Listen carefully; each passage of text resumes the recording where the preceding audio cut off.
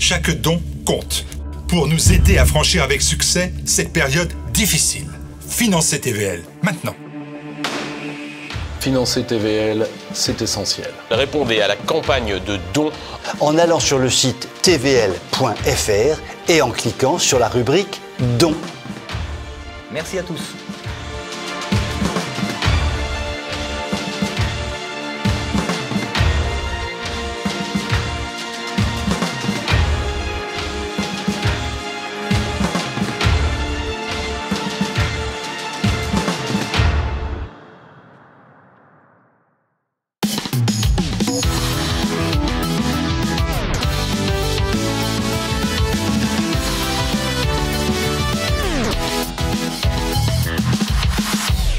Bonjour à tous, nouvelle émission de Tête à Clash avec 4 invités, 3 sujets et un caricaturiste.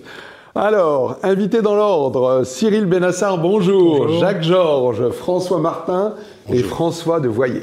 Les 3 sujets, c'est MBS en France, la France face à la réelle politique.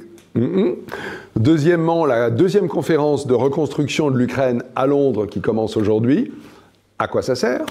Et troisième sujet, Manouchian, le résistant fusillé par les Allemands, entre au Panthéon. Est-ce que c'est une bonne idée? Qui d'autre? Voilà, c'est ce dont on va parler dans ces 3 sujets. Et on a un caricaturiste, un tueur à gages, je peux vous dire. Un type très dangereux avec son stylo, qui s'appelle Ignace, qui a déjà commencé son œuvre mortifère. On le retrouvera à la fin. Et on va bien s'amuser. Allez, à tout de suite.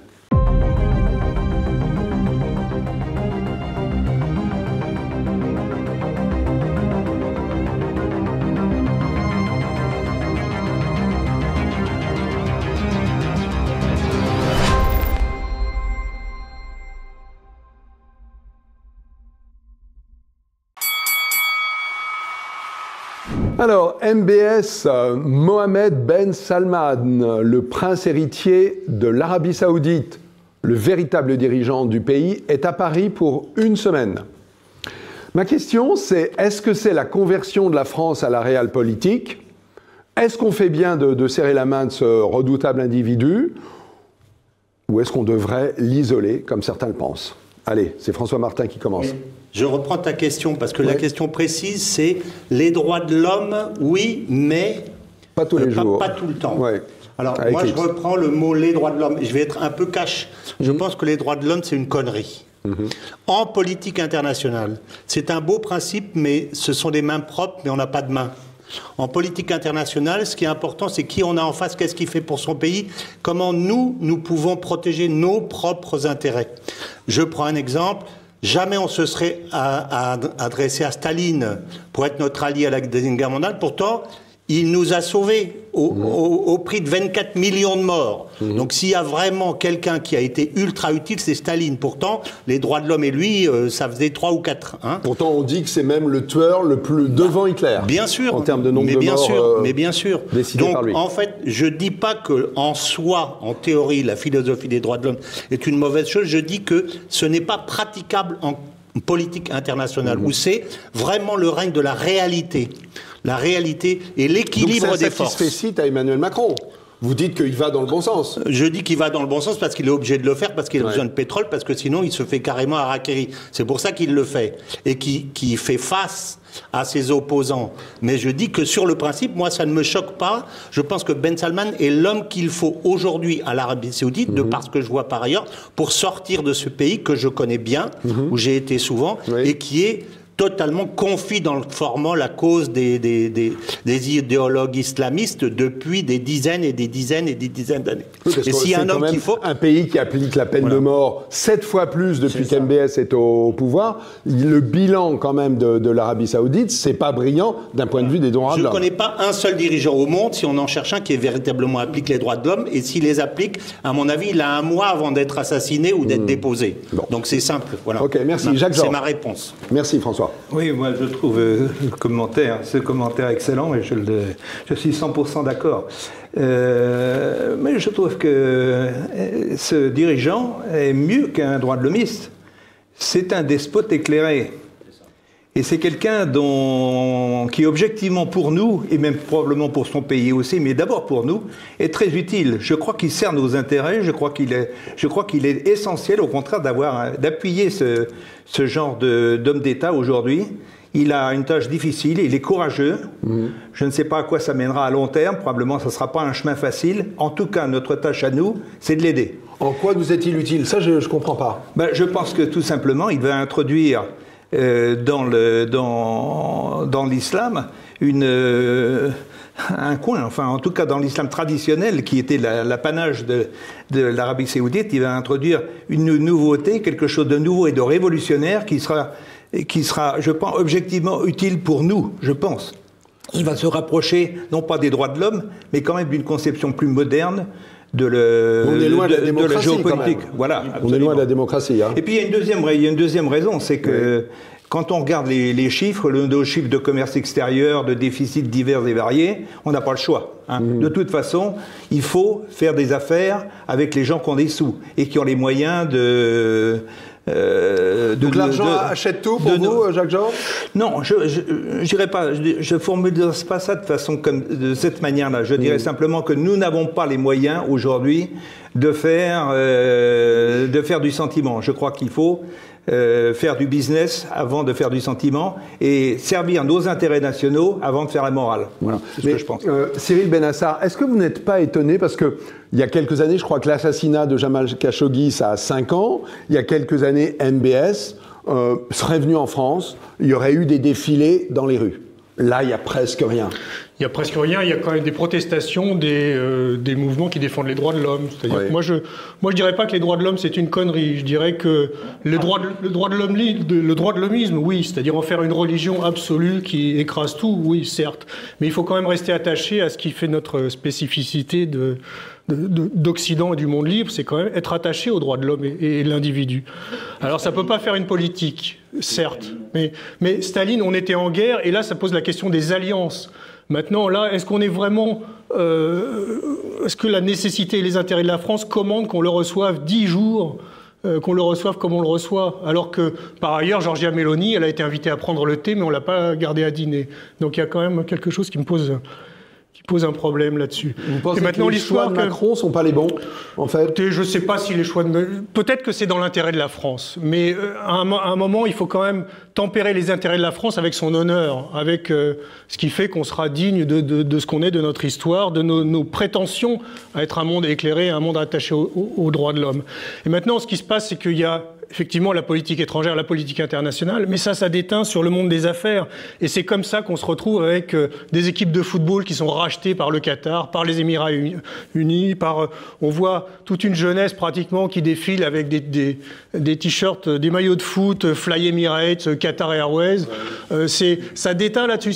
Si finalement on se rend compte que à aucun moment on adapte nos besoins à notre éthique, mais c'est le contraire. On réduit notre éthique en fonction de nos besoins, et puis on se fait coloniser par un monde arabe qui n'a pas du tout les mêmes valeurs et qui a des mœurs barbares. Donc ça ne peut pas être une règle absolue, ça doit être relativisé. Oui, enfin, l'image de l'Arabie saoudite et de Ben Salman va s'améliorer rapidement avec tous les budgets d'Havas et de Publicis qui sont mis et des autres. Je pense que l'image, ça se fabrique. Hein.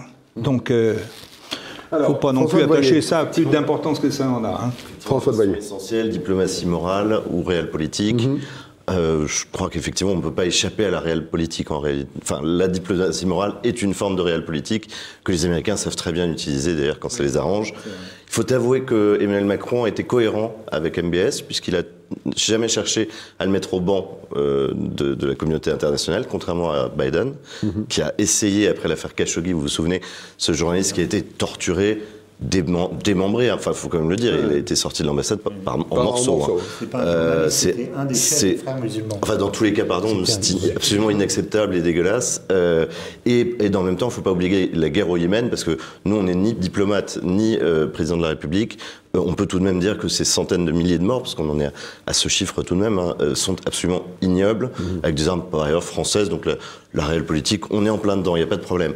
Maintenant, si on veut être pragmatique, MBS, il a 38 ans, effectivement, c'est un réformateur. Comme on est dans une monarchie, il va être là pour très longtemps. On est obligé de traiter avec lui. Ce qui m'inquiète toujours, c'est les contreparties. Moi, ça me va très bien. Travaillons avec tous les pays du monde. Après tout, malheureusement, c'est ainsi que le monde tourne. Encore une fois, j'aimerais parfois ne pas être à la place de celui qui leur serre la main. Mais en l'occurrence, c'est le rôle de notre président de la République de faire ce travail avec des gens qui parfois sont absolument immoraux.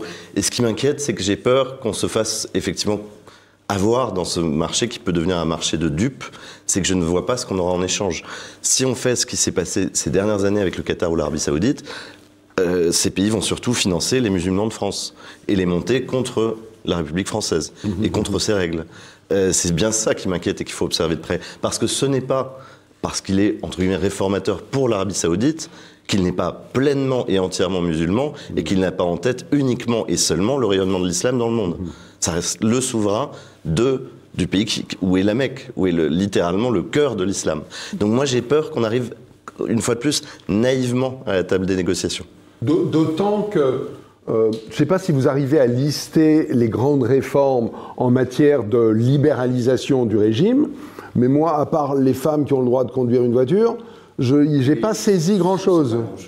Si, François Martin. Il a impulsé, en fait, en gros, l'Arabie Saoudite, c'est deux choses, c'est trois choses jusqu'à présent. C'était les mollahs, enfin pas les mollahs, mais les chefs religieux d'une part, le pétrole deuxièmement, et le pacte du Quincy de l'autre. Le pacte du Quincy, c'est l'accord avec les Américains, passé en 1946 par Abdelaziz Ibn Saoud et Roosevelt. De la dynastie. Voilà, je te donne mon pétrole, tu me donnes ta protection. Ça, MBS l'a fichu dans le lac quand Biden est venu la dernière fois.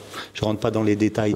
Mais MBS a un très grand projet de transformer son pays d'un pays exportateur de matières premières, point barre, et tout le reste, c'est de l'argent qu'on place essentiellement aux États-Unis, en un pays industriel qui va fabriquer et vendre de la valeur ajoutée. C'est le projet 2030. Voilà. Pour la et derrière ça, il y a évidemment toute une transformation sociale qui est derrière. Voilà. En fait, ce qu'il veut en faire, en gros, c'est une sorte d'Émirats arabes unis, en fait. Oui. Quand on va dans les Émirats, les non-musulmans ont le droit de se promener en jupe et non voilés, ça pose pas de problème. Enfin, à Dubaï, en tout cas. Il va en faire un espèce de Dubaï. Et ça, c'est bien. Mais il y a besoin de ça. En retard par rapport à Dubaï. C'est clair, énormément. Il a 20 ans de retard. J'allais en Dubaï dans les années 70. C'était déjà ouvert. Donc, mais ça ne pouvait pas rester comme ça. L'Arabie Saoudite est aujourd'hui un des pays les pires du monde. Et était jusqu'à présent sur le plan de... c'est terrifiant pour les personnes. Ah oui. Dans l'aéroport, il y a les Philippins qui viennent travailler et ils sont alignés l'un derrière l'autre avec le t-shirt avec la société qui les emploie. Et s'il y a un Philippin qui sort d'un mètre de la file parce qu'il veut aller aux toilettes, etc., il y a un garde qui lui dit non, tu reviens en place. Enfin, c'est pire que dans les pays soviétiques à l'époque. C'est absolument atroce. Et c'est ça que Mohamed Ben Salman veut changer. Donc, c'est pas facile, mais je pense qu'il a le caractère pour ça. Donc, dans ce sens-là, je suis d'accord. Merci, François Martin. Je ne suis pas spécialiste comme vous, ni connaisseur comme vous, mais je pense que vous avez tout à fait raison. Je crois que la révolution qu'il a commencée est extrêmement profonde. D'ailleurs, un des objectifs, c'est de faire ressortir enfin une nation saoudienne, avec son histoire longue, y compris pré-islamique. Ça, c'est une révolution, c'est tellement lourd, c'est tellement extraordinaire.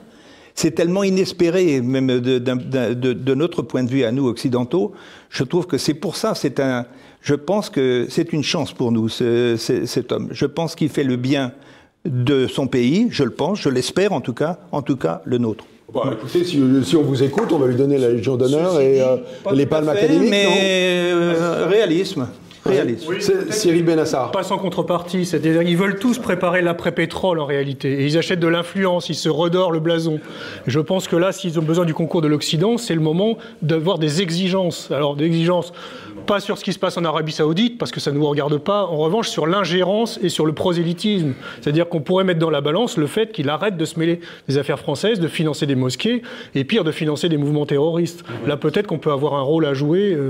et une exigence à formuler. Là-dessus, je suis d'accord avec Cyril et avec François sur le fait que, à partir du moment où on dit qu'on parle avec tout le monde, ça ne veut pas dire qu'on accepte n'importe quoi non plus. C'est là qu'il faut défendre, mais dans la pratique. Par exemple, moi, je suis très choqué du fait que pendant des années, c'est le Qatar, que par ailleurs on reçoit, à qui on vend le PSG, etc., qui finance tous les mouvements terroristes en Afrique, qui tue nos gars contre... Alors, on combat localement des types, les ennemis, c'est pas les terroristes, c'est la nation qui les finance. Donc on est ennemis du Qatar et on les embrasse de l'autre côté quand ils sont à Paris. Là, il y a quelque chose de notre part qui est pas logique. Il faut dire, écoutez les gars, on arrête la collaboration si vous continuez à financer. Voilà, il faut être cohérent. Et ça sera le même discours qu'il faudra tenir à Ben Salman. Parmi les évolutions qu'on a notées avec l'arrivée d'MBS au pouvoir, il y a aussi, vous l'avez souligné tout à l'heure, l'éloignement des États-Unis. Ça, on l'a bien vu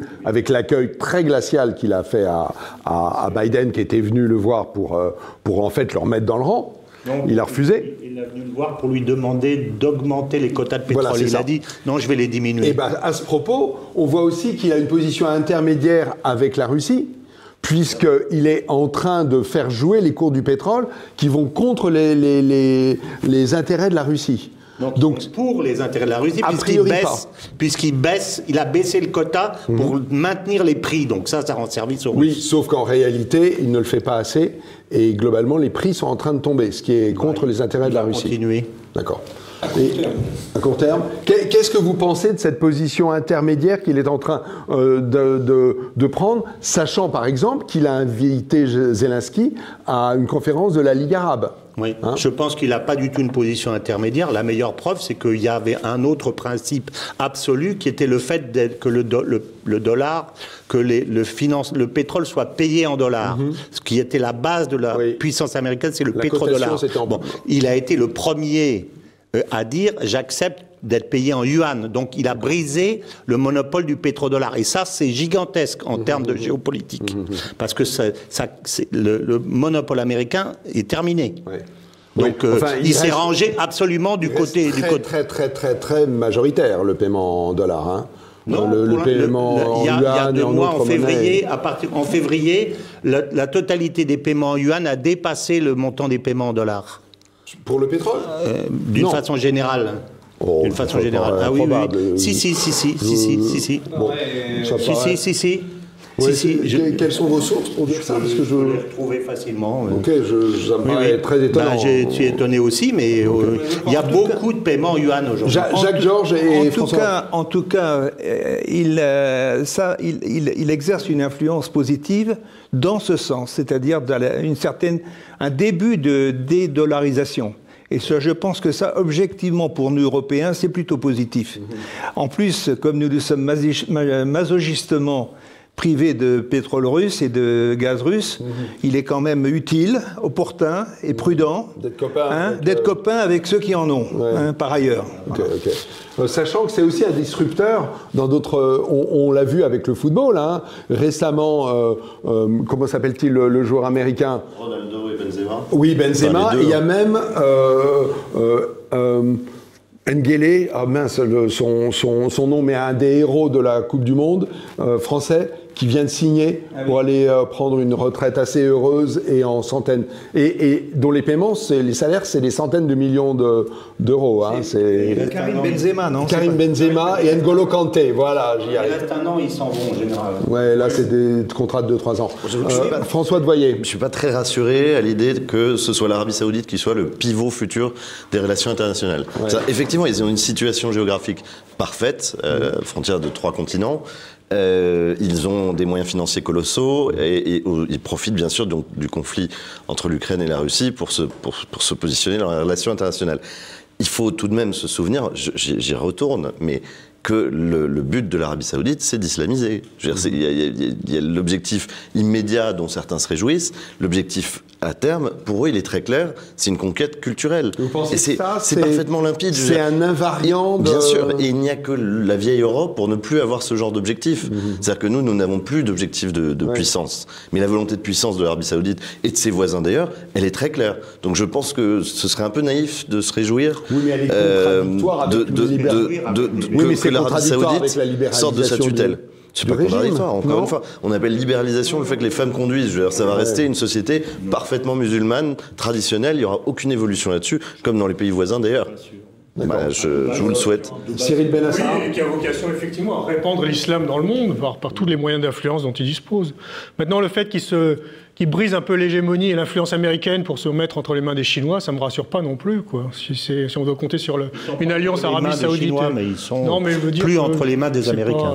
Non, mais nous, on parlait de l'Afrique, quand on voit ce qui se passe en Afrique, dire les Chinois et les Russes et Wagner, et maintenant si l'Arabie Saoudite, et à la fois pour les Africains et puis pour nous, l'influence qu'on avait, c'est pas souhaitable, quoi. Ça ne promet pas un avenir radieux. Qui aurait dit il y a quelques années que l'Arabie Saoudite n'était plus juste un ensemble de berbères avec de l'or noir, mais une puissance économique, une puissance politique, voire une puissance d'influence culturelle, hein, avec le golf, le foot, les grands musées, qui aspire à devenir une puissance touristique, hein, un petit peu comme les Émirats, comme Doha, comme des endroits comme ça, où les gens trouvent naturel d'aller passer un long week-end. Moi, j'y suis allé depuis 1979. Ouais. Ce que ces types ont accompli, c'est phénoménal. Quoi qu'on... Avec le pétrole, il y a des conseillers américains. Combien ont du pétrole qui crèvent la faim du pétrole et ça disparaîtra un jour. Rentiers, non, ils ont vraiment développé quelque chose. Oui, enfin, oui, d'accord. C'est pas simplement des rentiers. Enfin, bon, pour des Bédouins aux chameaux, c'est phénoménal. Le point important pour moi, en tant qu'Européens, c'est d'essayer de faire notre trou, d'essayer d'avoir un avenir à long terme, nous Européens. Dans tout ce charivari et cette recomposition géopolitique générale, pour le moment, on est mal barré. Et je pense que l'Arabie doit être un élément de ce jeu. On doit pouvoir essayer de trouver des arguments pour continuer d'exister, tout simplement. Pour dans notre camp. Voilà. Oui. Allez, ce sera le mot de la fin. On se retrouve dans quelques secondes pour le deuxième sujet. Merci à vous quatre. On suit avec la reconstruction de l'Ukraine. À tout de suite.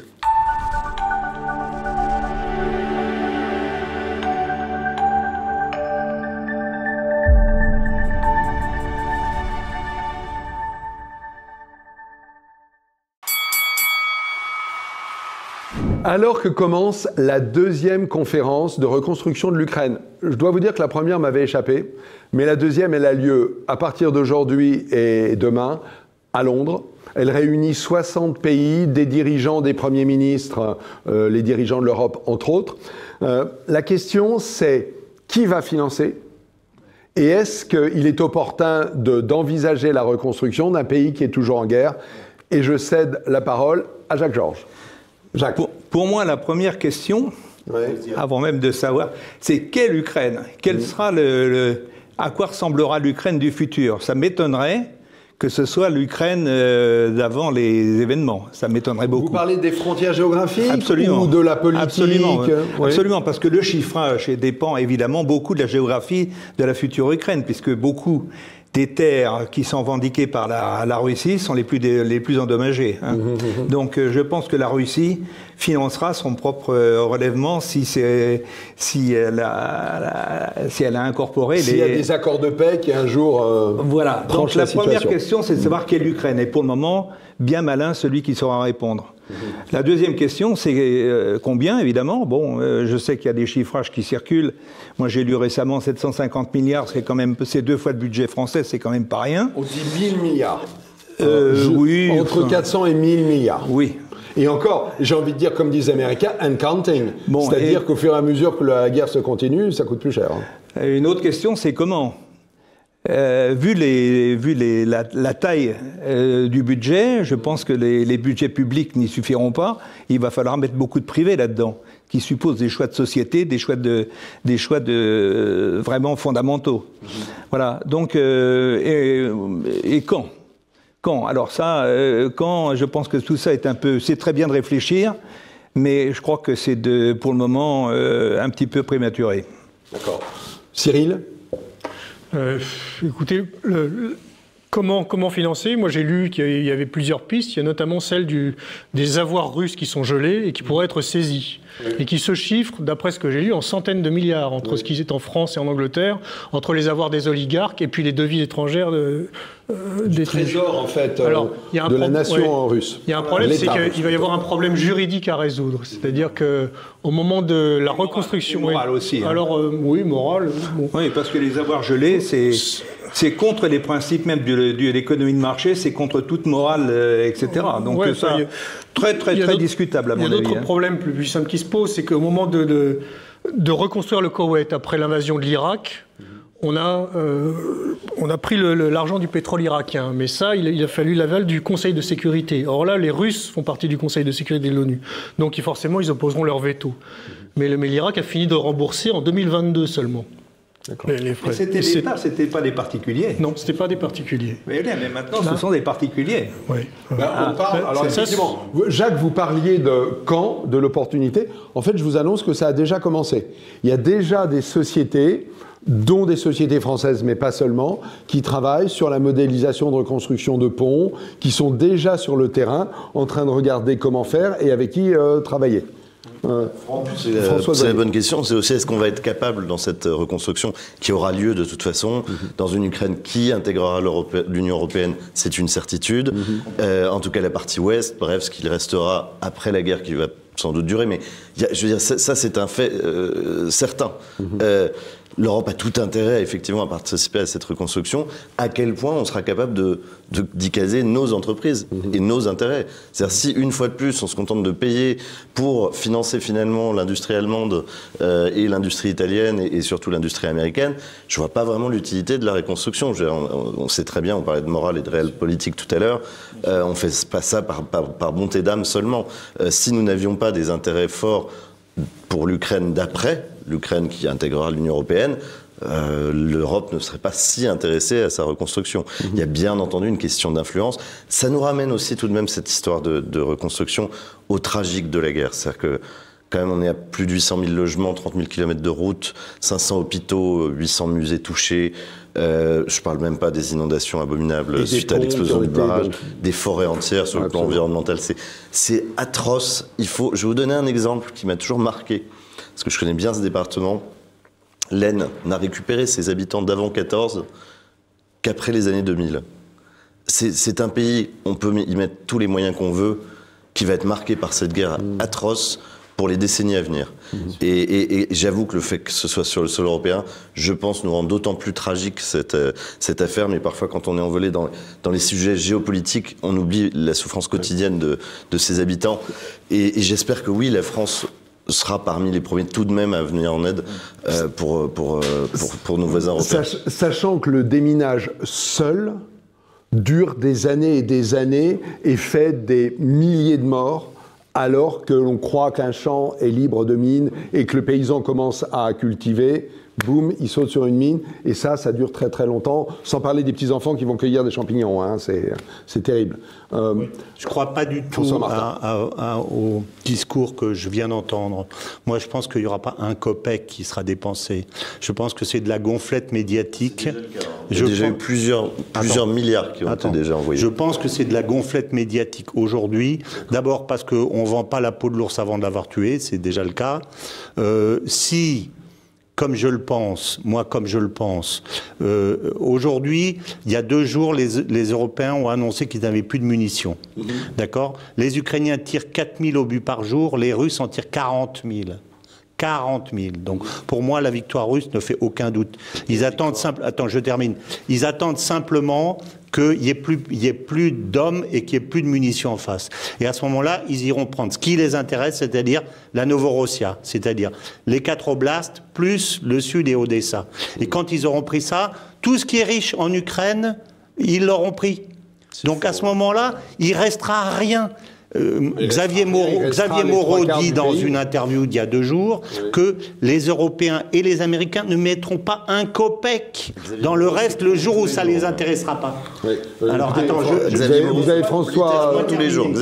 Selon Xavier Moreau, la Russie a écrasé l'Ukraine en 2 jours. Donc, non, il n'a jamais dit ça. Je suis désolé. Globalement, je pense conclure que aujourd'hui on est dans le rêve. Alors peut-être qu'il y a des gens qui disent je vais y aller, mais que je sache, ils n'ont pas commencé à reconstruire. Mais que quand les Russes auront pris ce qui a de la valeur, il restera un petit bout qui n'aura pas l'accès à la mer. D'abord, ils l'intégreront pas à l'Europe, ni à l'OTAN. Les Polonais diront nous on veut la Galicie orientale. Mais bien sûr. François Martin, François de Voyer, avec beaucoup d'autres, disent qu'il est inévitable que l'Ukraine rentre dans l'Europe. Et on dépensera et dans rien, l'OTAN. on dépensera rien. Du tout les moyens.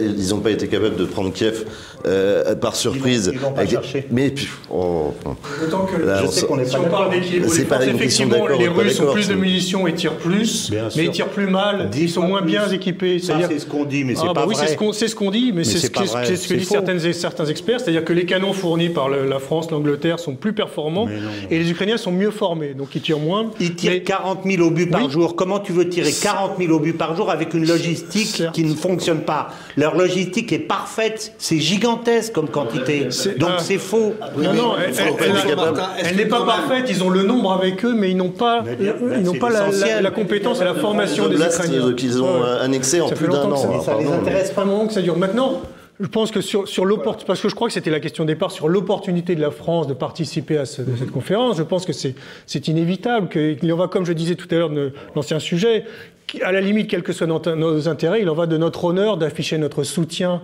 à l'Ukraine qui est envahie par les Russes et de défendre un modèle de civilisation plutôt qu'un autre. On ne finance pas avec de l'honneur, on finance avec des intérêts. Mais est-ce qu'il ne s'agit pas aussi de l'intérêt des entreprises françaises que de se positionner sur un marché inévitable de reconstruction, puisque ça sera reconstruit, et qu'il va y avoir des centaines de milliards qui vont être dépensés? Il vaudrait mieux que ce soit Vinci qui en profite. Il y aura des terres qui valent rien, et ils n'auront pas l'accès à la mer. Qui va payer pour ces gens-là? Qui va payer pour un pays qui intéresse personne? Là, vous avez l'air de connaître l'issue de la guerre. Je trouve que l'issue reste incertaine. Il n'est pas du tout évident que les Ukrainiens perdent ce Moi, je crois quand même que d'abord l'Ukraine utile, l'Ukraine riche, c'était l'Ukraine industrielle au sens des années 50. Mais je pense qu'il y a également une vraie Ukraine ukrainienne qui a été membre en partie proche de l'Empire austro-hongrois, qui, à mon avis, est tout à fait sexy pour des hommes d'affaires, etc. Et donc, je pense que l'Ukraine peut-être amincie, mais l'Ukraine rejoindra l'Europe, retrouvera l'histoire longue et sera prospère, je pense.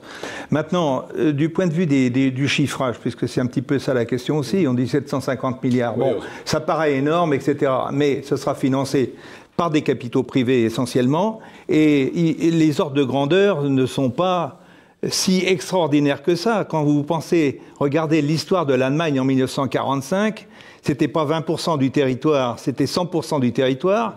On leur a piqué un tiers de leur territoire avec 12 millions de réfugiés, et 20 années plus tard, ils étaient les premiers d'Europe. Donc je pense qu'il ne faut pas être si pessimiste que ça. Je pense que l'Ukraine a maigri, a un avenir, et en Europe. Alors c'est marrant parce que quand je prépare cette émission, je me suis intéressé à ça, à finalement, peut-être d'un point de vue un peu cynique, le fait que cette guerre est peut-être une opportunité pour un pays de faire table rase en partie des anciennes infrastructures, comme en Allemagne, et on dit que l'essor de l'Allemagne est construit sur la modernité des infrastructures, des usines reconstruites après la Seconde Guerre mondiale.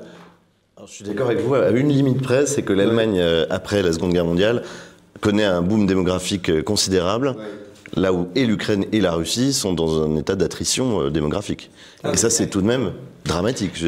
On est parmi les seuils, les taux de fécondité les plus bas au monde, d'un côté comme de l'autre de la frontière.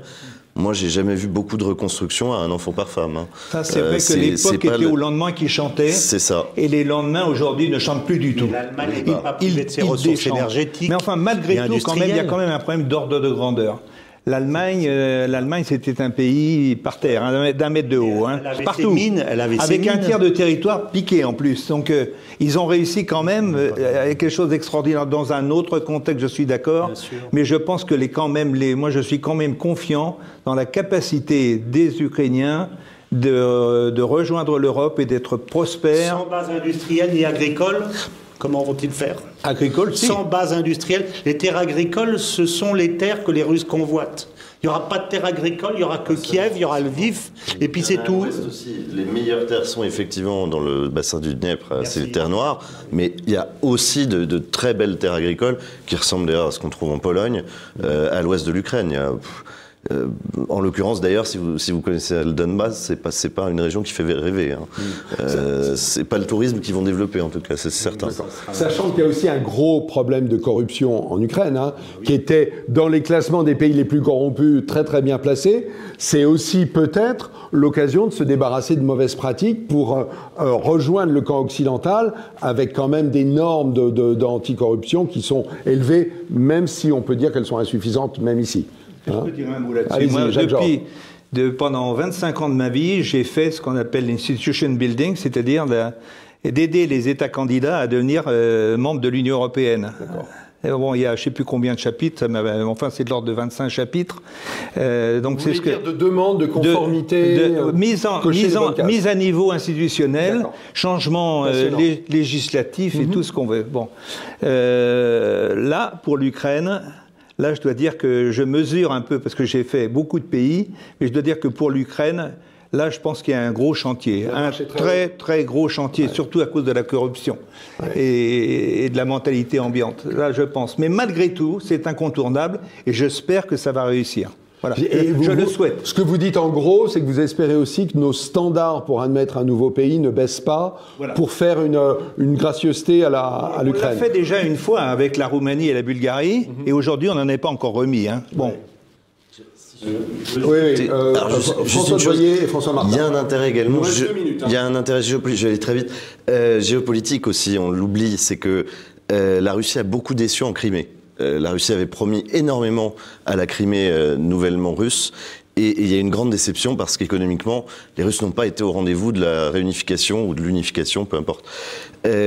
Donc les Européens, en faisant cela, c'est aussi un message qu'ils envoient aux Ukrainiens en disant « Regardez, nous on est là, on est présent et on vous donne dès maintenant ».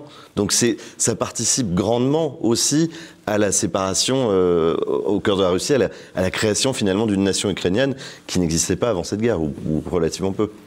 Je veux dire que quand je dis que je pense que la victoire des Russes est inéluctable, je dis j'y consacre la moitié du livre que j'ai publié. Donc c'est pas simplement des paroles en l'air, mais c'est étayé par un certain nombre de choses, la tactique, la géopolitique, etc., etc. Donc mais les problématiques de reconstruction, quelle que soit l'issue de cette guerre, se posent quand même. Elle se pose avec le bémol que j'ai dit tout à l'heure, à savoir que si la partie qui reste après que les Russes aient annexé ce que je pense qu'ils annexeront, et je pense que j'explique dans mon livre que je pense qu'il n'y aura pas de traité de paix, puisque aujourd'hui je pense que l'un des objectifs des Américains c'est de manger l'Europe puisqu'ils ne peuvent pas manger la Russie, c'est de dépecer l'Europe, je démontre ça. Je pense que si ils n'ont pas si la partie qui reste, il n'y a pas les terres les plus riches et il n'y a pas le charbon et il n'y a pas l'acier, il n'y a pas, etc., pas de richesse, ils ne mettront pas l'argent là-dedans. Voilà, c'est tout. Donc, voilà. Ok, bah écoutez, c'est pas optimiste. On verra. On verra. On en reparlera, évidemment. Peut-être qu'on pourra tirer le bilan des promesses de dons et des stratégies pour reconstruire. Je ne connaissais pas votre expertise en matière de dossiers de conformité. C'est intéressant. On reparlera sans doute de ce sujet une autre fois avec vous, Jacques-Georges. Allez, et on se retrouve dans quelques minutes pour la troisième et dernière partie de l'émission. Tout de suite. Retrouvez et achetez les livres des invités de TVL dans la boutique de votre chaîne sur tvl.fr.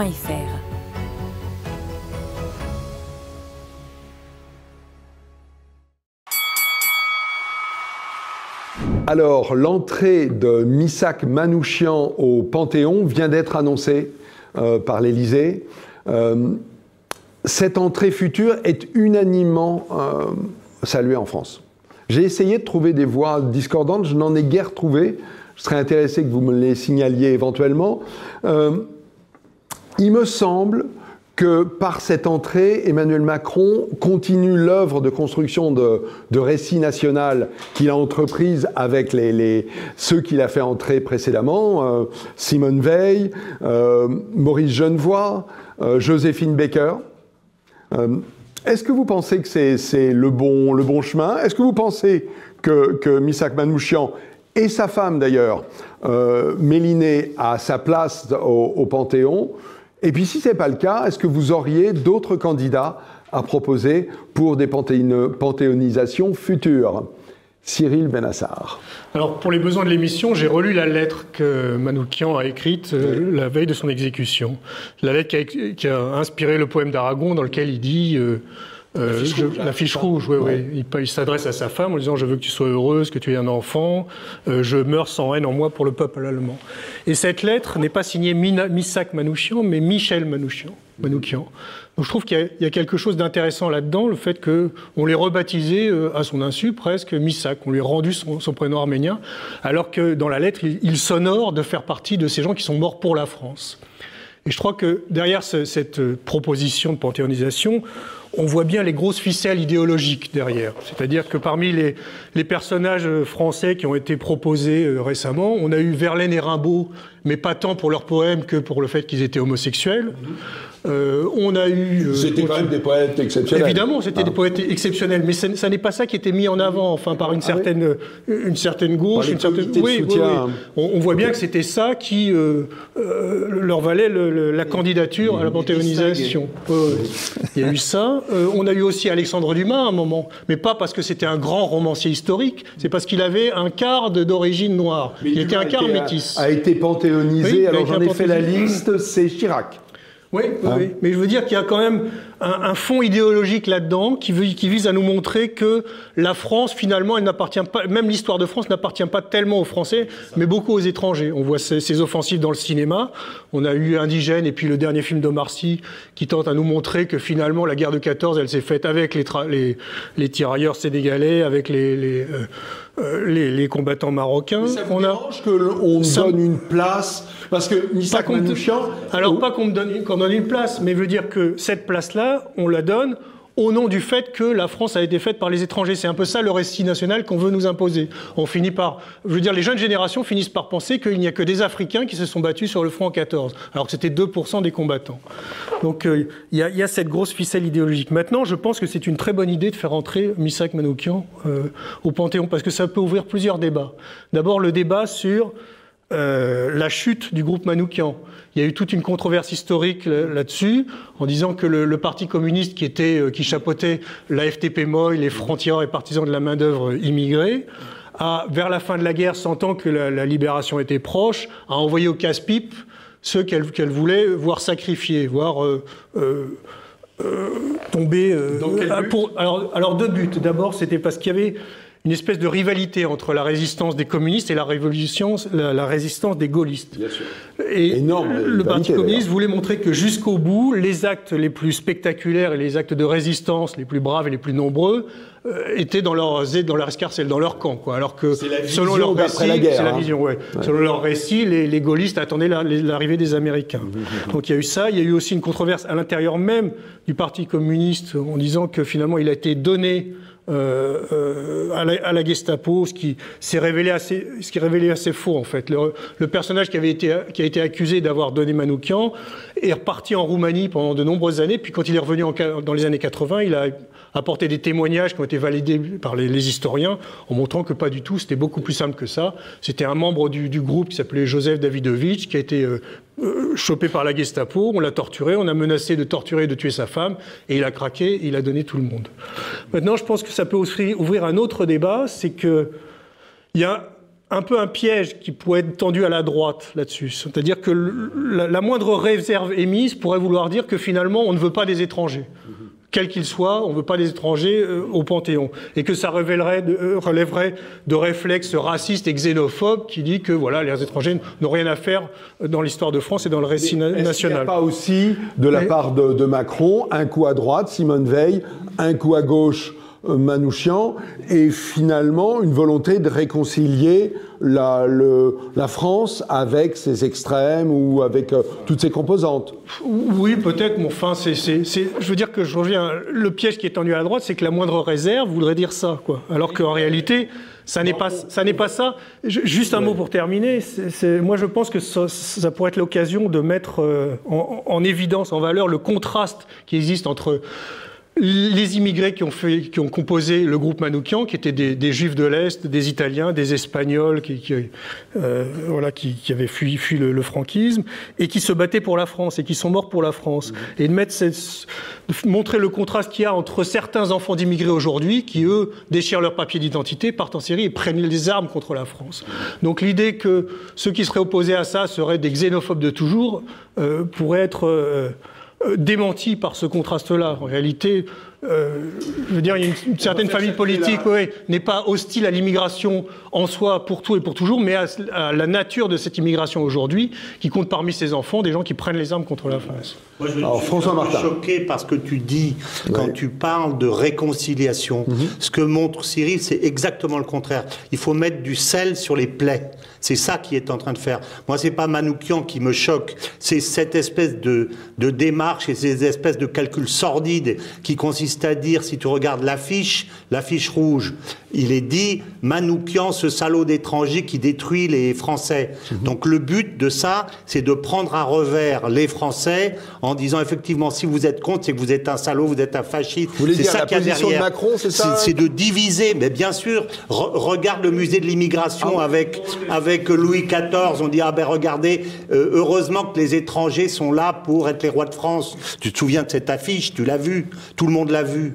Donc il y a derrière ça, mais il y a une politique volontaire qui consiste à essayer d'ostraciser une partie de la France en disant mais si vous êtes contre les étrangers, etc., etc. Donc c'est un calcul sordide qu'il y a derrière. Je trouve ça affreusement moche. Pardon, je vais mettre du sel sur cette plaie-là. Est-ce que c'est pas au contraire un exemple qui est donné à la jeunesse française qui pourrait, pour certains d'origine étrangère, ne pas vouloir s'incorporer à la nation, et de montrer l'exemple d'un immigré arménien qui échappe au génocide, dont le père, et j'ai appris ça, est assassiné, dont la mère meurt de faim, qui arrive en France et qui devient un héros. Est-ce qu'au contraire, c'est pas un exemple? Très naïf de penser comme ça. Très naïf de penser ça. Ouais, ok. Ouais. Alors, ok, on va voir ça. Jacques-Georges. Juste deux mots. Aujourd'hui, tout le monde, apparemment, ça fait l'unanimité pour une raison très simple, c'est que ce serait inconvenant de marquer des réserves. Qui va avoir le culot de marquer une réserve vis-à-vis d'une proposition comme celle-ci? Vous qui avez du culot, qu'est-ce que vous auriez comme réserve? Manouchian, c'est un terroriste qui a réussi. Oui. Voilà, c'est tout. Il a tué, c'est pas ça, tous les résistants, des terroristes qui réussissent? Absolument, tout à fait. Donc c'est quand même un sujet de réflexion, ça. Oui. C'est tout de même un sujet de réflexion. Bien sûr, mais Israël s'est construit avec des terroristes qui ont réussi en combattant l'occupant anglais. Absolument. Et De Gaulle était un résistant. Mais il faut quand même pas l'oublier, c'est tout. Oui. D'accord. Attends, c'est juste une seconde. Attendez, François Devoyer est un peu frustré. Est-ce que je peux encore rajouter un tout petit mot? Oui. Quand j'ai connu le sujet, je me suis précipité dans ma bibliothèque. Je me dis, qu'en dit Dominique Vénère dans son histoire critique de la résistance? Et malheureusement, le bouquin, je ne l'ai pas retrouvé. Donc je ne sais pas si quelqu'un dans les téléspectateurs sait, ça serait très intéressant. Ouais.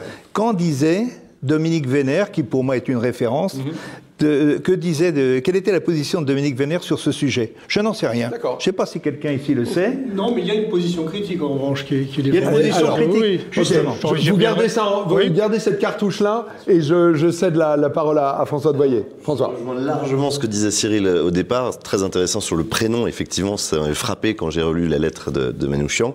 Le personnage est plutôt sympathique, très courageux. Sa dernière lettre est émouvante. Moi, la seule chose qui me gêne, c'est qu'il s'est moins battu pour la France que pour le Parti communiste. C'est un problème, puisqu'il n'est rentré dans la résistance qu'après la rupture du pacte germano-soviétique. Ça, c'est juin 41. Oui, tout à fait, juin 41. Donc ça, c'est la première chose qui me gêne.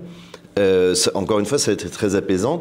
Et je me dis, quitte à vouloir, mettons-nous à la place du président Macron, on veut une réconciliation nationale autour d'une figure d'étranger.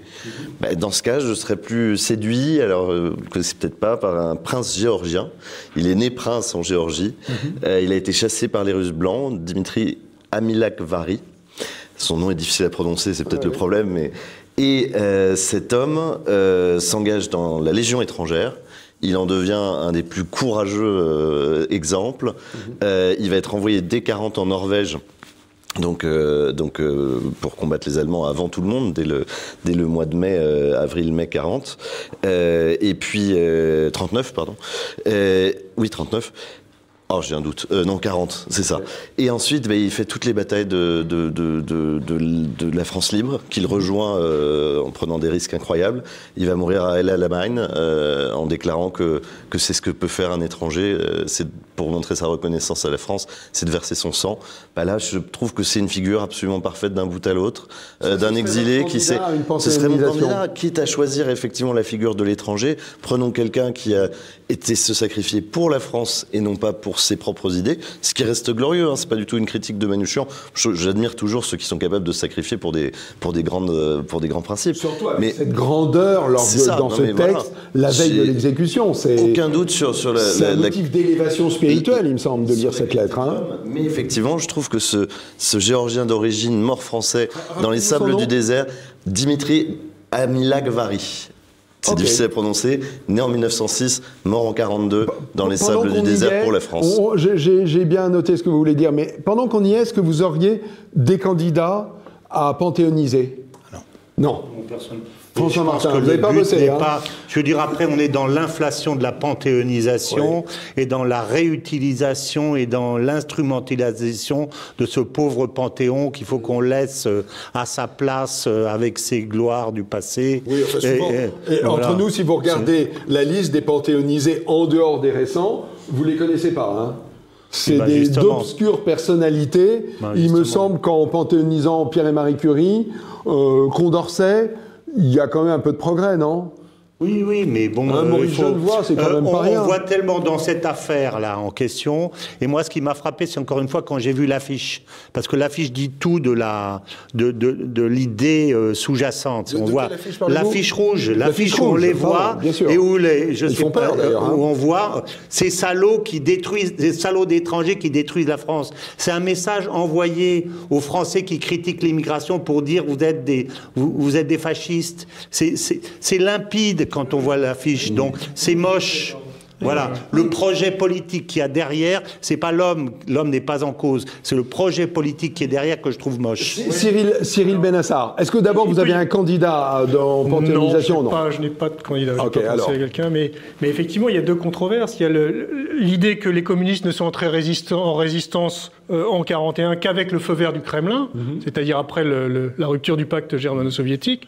C'est-à-dire prouvé que d'autres des communistes sont entrés en résistance. Des communistes, oui, c'est-à-dire que... Mais c'est le parti qui n'est rentré. C'est ça. C'est les consignes et les cadres freinaient alors que des militants étaient entrés en résistance. Il y avait même le chef du parti qui était à Moscou, c'était bien plus simple. Ça, c'est la première chose. Et puis la deuxième chose, il y a quand même une controverse, enfin une espèce de rivalité mémorielle sur les faits que les gaullistes, enfin le général de Gaulle, était opposé à ce mode d'action des DFTP, qui consistait à des assassinats ciblés sur des dignitaires nazis ou sur des officiers allemands. Pour le général de Gaulle, il ne voyait pas d'un très bon œil cette façon de résister. Et donc, il pourrait y avoir un débat là-dessus. Mais je pense qu'il n'y aura pas de débat là-dessus, parce que personne n'osera émettre la moindre réserve sur le choix de Manouchian. Y compris les gaullistes. Y compris les gaullistes. Bien sûr. Évidemment, on va ressortir... C'est pour ça que c'est très habile de la part de Macron. C'est très bon choix, parce qu'on va nous ressortir l'argument massu de la xénophobie si on émet la moindre réserve. Ça, sachant que parmi les hauts faits des FTP, il y a l'assassinat de celui qui était le chef du STO. Hein, le STO, consistant, je rappelle, même si j'imagine que nos téléspectateurs le savent, on ne sait jamais, le STO, c'était le rapt des jeunes Français qui étaient envoyés à un travail obligatoire, c'est ce que ça veut dire, en Allemagne. ça rigolait pas d'être au STO, hein, et ça concernait des Français qui avaient 20, 21, 22. Hein, c'était pas par exemple. Oui, Georges Marchais était un de ceux-là. Oui. Vous avez raison. Oui, moi je suis surpris quand même personne n'ait soulevé le paradoxe d'une comment dirais-je, d'une mise en lumière de l'esprit de résistance au moment où l'esprit collabo est généralisé. En tout cas, il est encouragé dans un nouveau contexte complètement différent, je veux bien, mais enfin malgré tout, c'est un paradoxe de parler beaucoup de résistance, de magnifier la résistance au moment où il n'y en a pas du tout. Voilà. Parce que c'est deux façons totalement opposées de voir les choses. C'est-à-dire que j'imagine que pour vous, les collabos, ce sont ceux qui sont dans les arrangements raisonnables avec l'islam, avec l'islamisme. J'imagine que c'est à ça que vous faites allusion. Alors que je dire qu'en France aujourd'hui, la chasse aux identitaires qui, oui. Je parle de la chasse aux identitaires, c'est-à-dire ceux qui veulent rester eux-mêmes. Oui. Voilà. Donc, il y a deux visions opposées. C'est-à-dire que pour certains, les immigrés, les musulmans et peut-être même les islamistes sont les nouveaux juifs. On nous reparle du retour des années 30. Pour d'autres, ce sont les nouveaux nazis, en parlant des islamistes, évidemment. Et les musulmans seraient les nouveaux Allemands qui n'attendent que voilà, un coup de pouce islamiste. Mais aussi, tout simplement, dans une époque assez morne, une sorte d'appel à l'élévation ou en tout cas à l'épuiser des forces dans le passé. Parce que je sais pas pour vous, mais l'époque, on s'ennuie un petit peu quand même. Bon, tu trouves ça, toi? Moi, je trouve que quand on a... Alors moi, je suis vieux, hein, mais j'aurais 20 ans, j'ai l'impression qu'il n'y a pas grand-chose de passionnant qui se passe. Porte, là, oui. Et tu trouves qu'on s'ennuie? Je reconnais que la guerre avec l'Ukraine permet peut-être d'un petit peu s'enflammer, mais globalement, depuis 40 ans, on s'ennuie dans les foyers. Il me semble que être jeune dans les années 40... au risque de sa vie, c'était aussi quand même se mobiliser pour un combat très très élevé, quoi. Ce qui amène d'ailleurs des gens qui se sacrifient, en le sachant, non? Pascal Bruckner, je suis en train de lire un bouquin qui s'appelle Le règne des pantoufles. Oui. Je vais le lire en arrivant ici, justement. Ça dit exactement ça. Oui. On s'ennuie. Ah, oui. Mais Pierre Viançon-Ponté disait la même chose juste avant mai 68. Oui, c'est vrai. Alors, moi je pense que les lendemains ne chanteront pas et ne seront pas à pantoufles, à mon avis. Ouais. Ça va être tout sauf pantoufles. 9 millions de pauvres qui ne mangent pas à leur faim en France, ils s'ennuient. Tout le monde ne s'ennuie pas, il y a des gens qui s'engagent, il y a un mouvement identitaire qui se manifeste contre le grand remplacement, qui a été interdit, il y a des intellectuels qui s'engagent et qui connaissent une mort sociale totale, je pense à Renaud Camus, à Richard Millet qui a été privé d'éditeur, à des gens comme ça. Donc il y a aussi un combat à mener, mais il est vrai qu'en général, on constate plutôt une espèce d'apathie, une espèce d'indifférence à la tiers-mondisation du pays, pour quelques individus qui résistent, mais comme en 40. C'est François de Voyer qui va avoir le mot de conclusion. Alors non seulement les gens s'ennuient, mais ils ne se rendent même plus compte qu'ils s'ennuient, parce qu'ils ont des téléphones qui les empêchent d'avoir même conscience qu'ils pataugent dans une médiocrité constante. Donc c'est ça qui est dramatique. Moi j'ai tout de même l'impression globalement, à part quelques cas de résistants actuellement, de voir un pays qui s'enfonce tristement comme une grenouille, incapable de se rendre compte qu'elle est en train de cramer. C'est malheureux. Voilà. C'est exactement ce que dit Bruckner. Lisez son bouquin. Moi j'ai publicité gratuite. Ok, allez, messieurs, merci beaucoup. Je vous ai trouvé très bon dans tous ces 3 débats. Peut-être encore mieux avec Manouchian qu'avec les autres. Et alors, ne partez pas. Il y en a un qui est en train de finir comme un furieux son dernier dessin. On le retrouve dans quelques secondes avec le fruit de son cerveau malade. À tout de suite.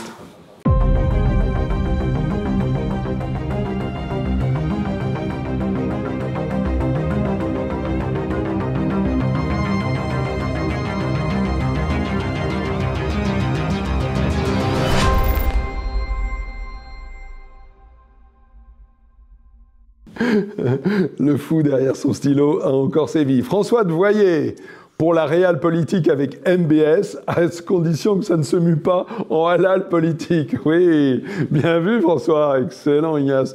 Jacques Georges sur l'Ukraine. Très joli crâne, bien dégardé Jacques. Faut qu'on donne de l'argent à ce grenier de l'Europe, comme ça on récupérera un max de blé. Oui, vous êtes intéressés vous, hein. Du pain et des jeux. Sordidement. Du pain et de la guerre. Après Manoukian, Macron fera-t-il du « en même temps » panthéonisé brasiliaque, par exemple? Ça va pas la tête. Oui, excellent. François Martin. Très docte. Écoutez-moi. C'est le curé. François Martin, pour la réelle politique, si on veut carburer, il faut négocier avec le roi du pétrole. Ouais, je veux dire, il est acheté par MBS. C'est terrible. Cyril Benassar souligne que Missac se doit renommer Michel. Non, mais c'est surtout lui qui l'a décidé. Hein. Okay. Il aurait été moins rouge, il ne serait que davantage bleu, blanc, rouge. Ok, allez, et je finis par moi. Vous me pardonnerez. Franck Tanguy se fera-t-il acheter par MBS? Oh oui. Pas question, dit l'ange. Tanguy. Oh, c'est merveilleux. Je m'élève. Je vais d'un seul coup, dans pas longtemps, je vais m'élever de mon fauteuil et je dis TVL ne vit que grâce à ses donateurs. Vous savez qu'on a besoin de vous. Allez, messieurs, merci beaucoup. Ignace, félicitations.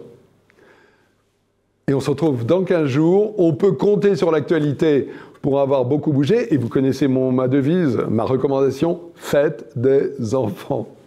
Allez, entraînez-vous. Dans 15 jours. Au revoir.